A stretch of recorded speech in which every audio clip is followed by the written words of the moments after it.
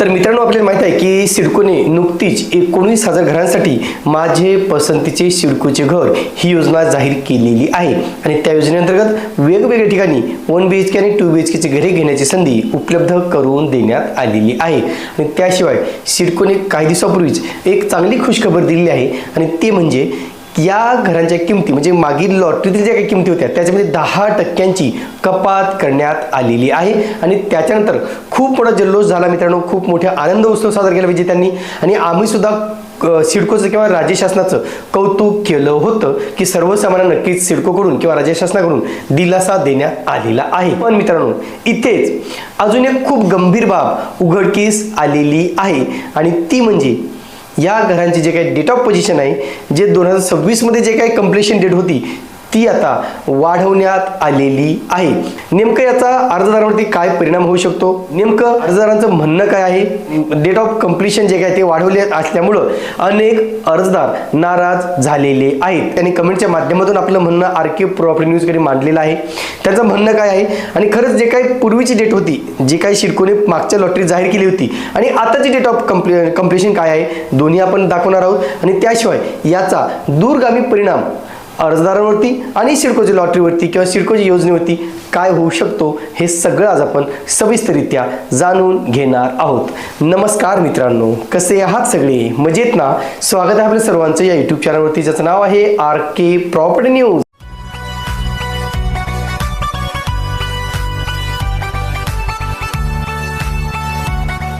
तर मित्रांनो, जी काही खुशखबर सिडकोकडून देण्यात आलेली होती ती खुशखबर जास्त काळ टिकू शकलेली नाही आणि म्हणून ज्या अर्जदारांना घरी लागलेली आहेत किंवा ज्यांनी फार मोठ्या अपेक्षेने अर्ज केले होते त्यांचा हिरमोड झाल्याचं अनेकांनी कमेंटच्या माध्यमातून सांगितलेलं आहे। तर सगळ्यात महत्त्वाचा प्रश्न, जी काही डेट ऑफ कंप्लीशन आहे, सिडकोने पूर्वीची जे काही डेट ऑफ कंप्लीशन होती म्हणजे मानसरोवर आहे, खांदेश्वर आहे, पनवेल आहे किंवा इकडे खारघर आहे, वाशी आहे, अशा वेगवेगळ्या ठिकाणची जे काही 2026 दिली होती ती आता डायरेक्ट 2030 केलेली आहे, म्हणजे 4 वर्षांनी वाढवलेली आहे।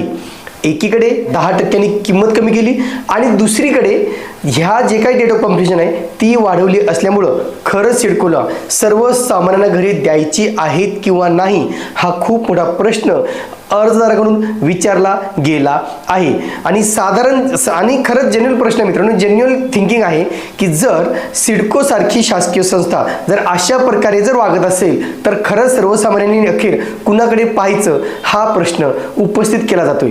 कारण सिडकोला माहित होतं की जर ही डेट ऑफ कंप्लीशन आपल्याला 26 मध्ये होऊ शकणार नाही तर त्यांनी तशी डेट ऑफ कंप्लीशन द्यायलाच नाही पाहिजे होती, तर अनेकांनी अर्ज केले नसते असंही अनेक जणांनी आपल्याला आवर्जून सांगितलेलं आहे। सगळ्या कमेंट्स मी तुम्हाला दाखवणार आहे मित्रांनो, ज्या कमेंट्स आपल्याला आले किंवा ज्या कमेंटच्या अनुषंगाने मी हा व्हिडिओ बनवतोय त्या सगळ्या कमेंट्स मी तुम्हाला या व्हिडिओमध्ये दाखवणारच आहे। पण एक नॉर्मल गोष्ट विचार करा की जर तुम्ही 10% किमती कमी केल्या, 10% किमती कमी करून जर तुम्ही 4 वर्षांनी जर डेट ऑफ कंप्लीशन वाढवली असेल तर परत जे काही 4 वर्षाचा भुर्दंड आहे, आर्थिक भुर्दंड, तो या 10% किमतीपेक्षा कितीतरी जास्त असू शकतो असं कॅल्क्युलेशन सुद्धा आपल्याला अनेकांनी पाठवलेलं आहे। आणि म्हणून आता अर्जदारांमध्ये एक अस्वस्थता आहे की आम्ही 2026 ला घर मिळेल या आशेने फॉर्म भरले होते, पण आता मात्र सिडकोकडून आमची फसवणूक करण्यात आल्याचं अनेकांनी सांगितलेलं आहे आणि अनेकांनी हे सांगितलं की सिडकोचं म्हणजे मुद्दा सिडकोला सर्वसामान्यांना घरी द्यायचीच नाहीयेत, म्हणजे काही जरी केलं तर आम्ही सर्वसामान्यांना घरी देणारच नाही असंच कुठे उद्दिष्ट सिडकोचं असल्याचंही अनेकांनी कमेंट्समध्ये सांगितलेलं आहे।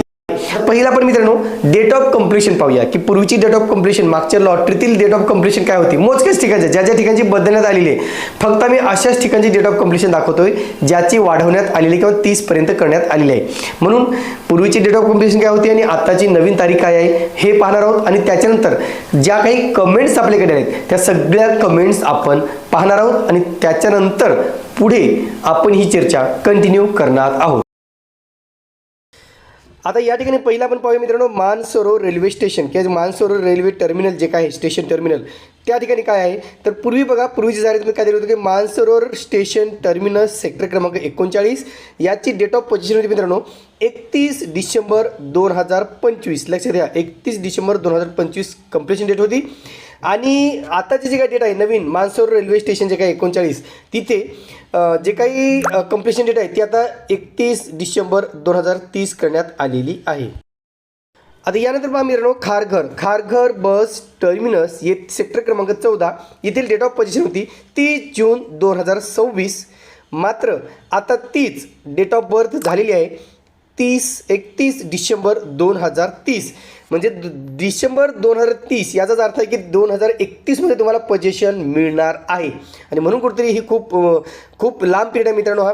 याच्यानंतर पहा, पनवेल बस टर्मिनल सेक्टर क्रमांक 8 या ठिकाणी पूर्वीची डेट ऑफ बर्थ तुम्ही पाहू शकता, डेट ऑफ पोझिशन पाहू शकता 30 जून 2026. आता ते 25 आहे का 26 आहे ते प्रॉपर दिसत नाही, पण ते 25 आहे का 26 आहे, मी 26च कन्सिडर करतोय कारण काही ठिकाणी 25सुद्धा देण्यात आलेला आहे.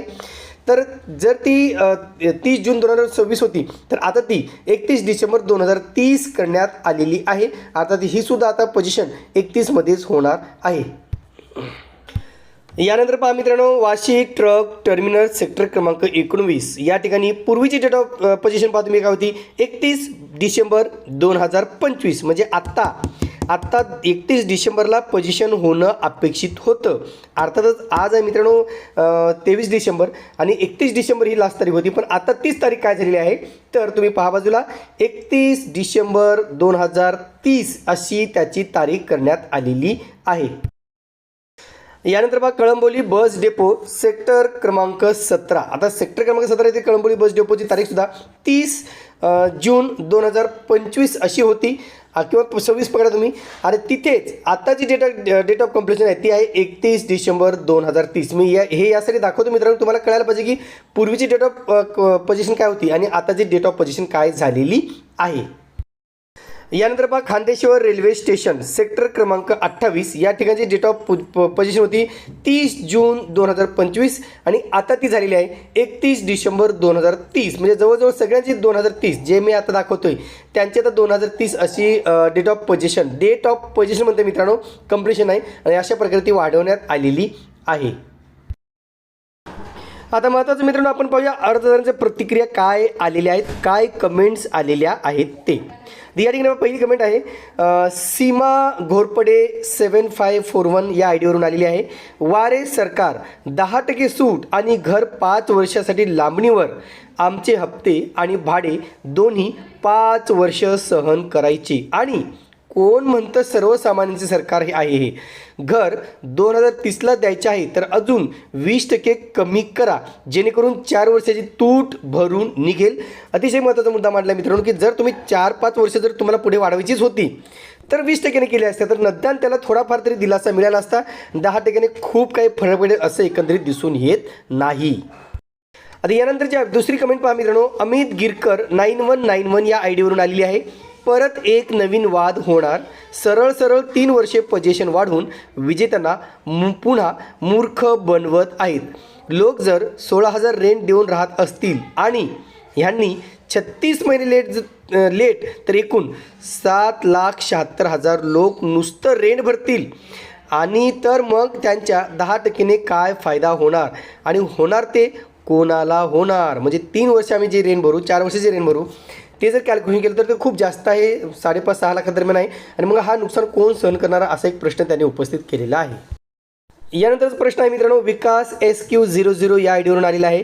नंतर पोझिशन तारीख 2040 पण करतील आणि रिडेव्हलपमेंट 2045 करतील. म्हणजे त्यांनी खूप पुढचा मुद्दा घेतला की आता असं पुढे ढकलत कदाचित हे 2040पर्यंत सुद्धा हे पोझिशन डेट ढकलू शकतात असं त्यांनी सांगितलेलं आहे.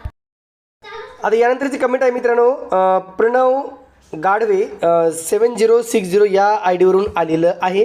या ठिकाणी बघा विचारले, आता परत हे घरे असेच पडून राहणार. 2030पर्यंत घरांचे रेंट पण भरा आणि होम लोनचे EMI पण भरा. कसं पॉसिबल आहे? मजाक करत आहेत सिडकोवाले खरंच. 2030पर्यंत तर हे बिल्डिंग पण ओल्ड होऊन जातील. त्यापेक्षा मी प्रायव्हेटचे परवडेल एरिया पण मोठा आणि रेडी टू मूव्ह असा मिळाला आहे. म्हणजे त्यांचं म्हणणं आहे की मी यापेक्षा जे काही सिडकोचे घरे आता येत आहेत 2030पर्यंत त्यापेक्षा मला त्याच किमतीमध्ये परवडणारी जे काही प्रायव्हेट बिल्डरचे घरे आहेत ती मला मिळू शकतात जे 2-2, 3-3 वर्षांनंतर पोझिशन होणार आहेत. आणि म्हणून मी प्रायव्हेट बिल्डरकडेच घेणं पसंत करेल असं त्यांनी सांगितलेलं आहे. आणि म्हणून कुठेतरी असा एक डाऊट आहे मित्रांनो की हळूहळू का होईना पण सिडकोचं आणि म्हाडाचं महत्त्व कमी करणं, त्यांच्या संदर्भात त्याच्याकडे बघण्याचा दृष्टिकोन माणसाचं बदलणं आणि हळूहळू या संस्था नामशेष करणं हा एक प्लॅन आहे का काय, अशी शंका या कमेंट्सवरून दिसून येत आहे. यानंतरची कमेंट आहे मित्रांनो, नियाज शिकलकर 9824 या आयडीवरून आलेली आहे. सर, आमच्यावर अन्याय झाला आहे. 2030चे पोझिशन सांगितले आहे. घराचे भाडे भरू की हप्ते हेच समजत नाही. महत्त्वाचं आहे की नेमकं आता आम्ही हप्ते भरायचे का घराचं भाडं भरायचं हेच आता आम्हाला कळण्याचं झालं आणि ही बहुतेक बऱ्याच जणांची परिस्थिती असणार आहे. यानंतरची कमेंट आली मित्रांनो, विद्यावान मेहत्रे 8841 या आयडीवरून आलेली आहे. पोझिशन तारीख पुढे ढकलली आहे, पण पैसे भरण्याची तारीख पुढे ढकलली आहे की नाही, खूप महत्त्वाचा प्रश्न आहे. आता 2030पर्यंत घर भाडे भरायचे आणि होम लोनचे हप्ते पण भरायचे. काय आंधळा कारभार चालू आहे. म्हणजे पोझिशनची तारीख जर ढकलली असेल तर तुम्ही पैसे भरायची सुद्धा तारीख ढकला. लोकांकडून पैसे घेणं गरजेचं नाही, तुम्ही 2030मध्येच पैसे घ्या, असंही त्यांचं कुठेतरी स्पष्टपणे म्हणणं आहे. यानंतरची कमेंट आहे आरती किंड्रे 4405 या आयडीवरून आलेली आहे. 2030मध्ये पोझिशन देणार असाल तर आमचे पैसे परत करा. लक्षात घ्या, त्यांनी स्पष्टपणे सांगितलं, जर तुम्ही पोझिशन 26च्या ऐवजी 2030मध्ये देत असाल तर प्लीज आमचे पैसे परत करा. आणि ही जी कमेंट मित्रांनो खरंच अनेकांच्या बाजूत खूप महत्त्वाची समजू असू शकते, कारण आता अनेक जण याच मुद्द्यावरून आपली घरे ही सुद्धा रद्द करू शकतात किंवा अनेक जण याच्या विरोधात बोलतील म्हणा, पुन्हा मोर्चा करावा लागेल, पुन्हा आंदोलन करावं लागेल, पुन्हा जसं पूर्वीपासून जे काय सुरू होतं तोच कारभार पुढे चालू ठेवावा लागणार आहे. कारण या ठिकाणी सर्वसामान्यांचा विचार कोणत्याही परिस्थितीत केला गेला नाही, कुठल्याही अँगलनी केला गेला नाही, असं स्पष्टपणे या कमेंटवरून दिसून येत आहे. यानंतरची कमेंट सुद्धा अतिशय महत्त्वाची आहे मित्रांनो, MKY 9339 या आयडीवरून आलेली आहे. 2024ला सिलेक्ट माय सिडको होमची जाहिरात आली तेव्हा 31 डिसेंबर 2025पर्यंत, लक्षात घ्या 31 डिसेंबर 2025पर्यंत तळोजा, मानसरोवर, खारघर, सेक्टर क्रमांक 14, खांदेश्वर, वाशी साईडचे पोझिशन होणार होते. आता 2030ला पोझिशन घरं न पाहता 5 वर्ष हप्ते भरा आणि 5% GST सुद्धा. सिडको लोकांची फसवणूक करत आहे. खूप महत्त्वाचा मुद्दा आहे मित्रांनो, कारण एक प्रकारे फसवणूकच आहे. जर तुम्ही एका बाजूने देताय आणि दुसऱ्या बाजूने काढून घेताय तर अशा प्रकारे लोकांचा रोष येणारच आहे. आणि म्हणून ज्यांची पोझिशन डेट 25मध्ये सांगितली होती ती डायरेक्ट 30 केल्यामुळं आता अनेक जण नाराज झालेले आलेले आहे आणि घरं न पाहता आम्हाला आता हप्ते भरावे लागणार आहेत. आणि म्हणून कुठेतरी सिडको आमची सरळ फसवणूक करत असल्याचा आरोप अर्जदारांनी केलेला आहे. यानंतरची कमेंट अंतिम कमेंट आहे, शेवटची कमेंट आहे मित्रांनो, हेमा भट्ट 6695 या आयडीवरून आलेली आहे. 2026 पोजीशन डेट था, म्हणजे 2026 पोजीशन डेट था, अब ये 2030 क्यों हो गया है? हु विल आन्सर धिस नाव? कोण याचं उत्तर देणार आहे? फालतूगिरी चालू आहे खरंच. म्हणजे त्यांनी तीनही भाषेमध्ये कमेंट केलेली मित्रांनो, आणि खरंच त्यांनी जेन्युइन प्रश्न केला की याला आन्सरेबल कोण आहे. आता हे कोण उत्तर देणार आहे याचं? बिल्डर देणार आहे, सिडको देणार आहे, कॉन्ट्रॅक्ट देणार आहे का सर्वसाधारण अर्जदार या संदर्भात काही बोलणार आहेत? हा खूप मोठा प्रश्न आहे. कारण जोपर्यंत आपण याच्यावरती प्रश्न करणार नाही तोपर्यंत आपल्याला याचं उत्तर मिळणार नाही, म्हणजे मिळणार नाही. आणि म्हणून जसं आता पूर्वी जसा लढा उभारला गेला होता किमती कमी करण्यासाठी, आता कुठेतरी आता हे परत हे जे काही पोझिशनच्या डेटच्या संदर्भात ते अनेक अर्जदार आपला नाराजगी व्यक्त करत आहेत, आपला संताप व्यक्त करत असल्याचं दिसून येत आहे. एकंदरीत आपल्याला समजलं असेल मित्रांनो की नेमका कशा प्रकारे जो काही अर्जदार आहे त्यांचा रोष हा सिडकोवरती आहे. म्हणजे एका हाताने दिलं आपण दुसऱ्या हाताने काढून घेतलं अशी कुठेतरी भावना अर्जदारांची झालेली आहे. किंबहुना आता त्यांना मात्र 3 ते 4 वर्ष भाडं भरावं लागू शकतं आणि त्याच्यामुळं जे काही त्यांचं स्वप्न होतं स्वतःच्या हक्काच्या घरात राहण्याचं, ते स्वप्न मात्र आता कुठेतरी खूप पुढे गेलेलं आहे आणि त्यासाठी खूप काळ त्यांना आता वाट पाहावी लागणार आहे. बरं, याच्या बदल्यामध्ये सिडकोकडून काही कम्पेन्सेशन मिळणार आहे का? उलट सिडकोकडून बऱ्याच ठिकाणी DPC अर्थातच डिले पेमेंट चार्जेस लावण्यात आल्याचंही अनेकांनी सांगितलेलं आहे. म्हणजे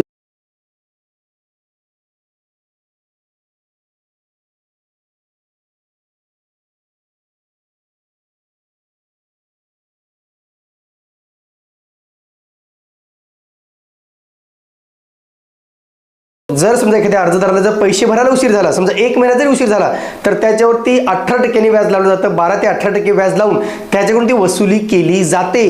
मग आता जर सिडकोकडून जर पोझिशनला उशीर होत असेल, सिडकोकडून जर हे डिले होत असेल, तर याच्यावरती अर्जदारांना व्याज मिळणार आहे का किंवा अर्जदारांना सिडकोकडून कॉम्पेन्सेशन दिलं जाणार आहे का, हाही प्रश्न अनेकांनी उपस्थित केलेला आहे. आणि म्हणून माझी विनंती आहे असणार आणि सिडकोला की कृपया या संदर्भात त्यांनी विचारविनिमय करावा.